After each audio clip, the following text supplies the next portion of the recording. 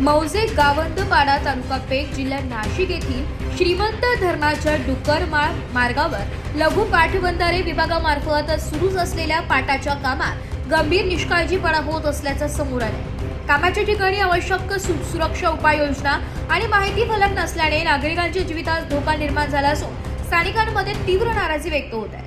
प्रत्यक्ष पाहणी दरम्यान रस्त्यालगत आणि मार्गावर मोठ्या प्रमाणात खोदकाम करण्यात आलेले दिसून आले। मात्र अपघात टाळण्यासाठी आवश्यक असलेले मजबूत बॅरिकेड्स, चेतावणी फलक, रिफ्लेक्टर, रात्रीच्या वेळी प्रकाश व्यवस्था किंवा इतर सुरक्षा साधने उपलब्ध नसल्याचं आढळलं। केवळ काही काठात व चेतावणी पट्टीच्या आधारे काम सुरू ठेवण्यात आले असून त्यामुळे नागरिक, विद्यार्थी, दुचाकीस्वार आणि वाहन चालकांच्या सुरक्षिततेचा प्रश्न निर्माण झालाय। विशेषतः पावसाळ्याच्या पार्श्वभूमीवर अशा प्रकारे उघडे खोदकाम ठेवणे अधिक धोकादायक ठरू शकते।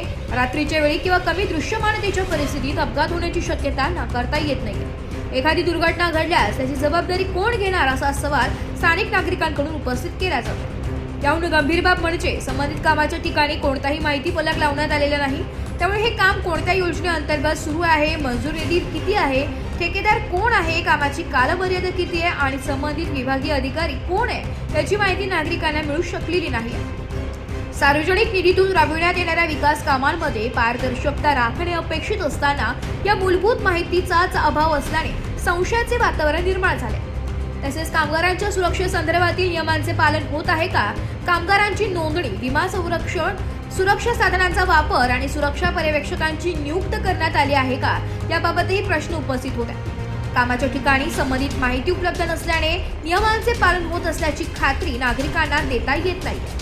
स्थानिक नागरिकांनी या संपूर्ण प्रकरणाची उच्चस्तरीय चौकशी करून कामाच्या ठिकाणी तात्काळ सुरक्षा उपाययोजना करण्याची मागणी केली आहे। तसेच माहिती फलक उभारून कामाची संपूर्ण माहिती सार्वजनिक करावी आणि निष्काळजीपणाबाबत संबंधित अधिकारी व ठेकेदारांची जबाबदारी निश्चित करावी अशी मागणीही करण्यात आली आहे। सार्वजनिक निधीतून सुरू असलेल्या कामाच्या माहिती फलकच नसणे आणि नागरिकांच्या सुरक्षेकडे दुर्लक्ष करणे ही अत्यंत गंभीर बाब आहे। कामाचे नाव, मंजूर निधी, ठेकेदार व संबंधित अधिकाऱ्यांची माहिती नागरिकांपासून लपवली जात असल्याचा संशय निर्माण होत आहे।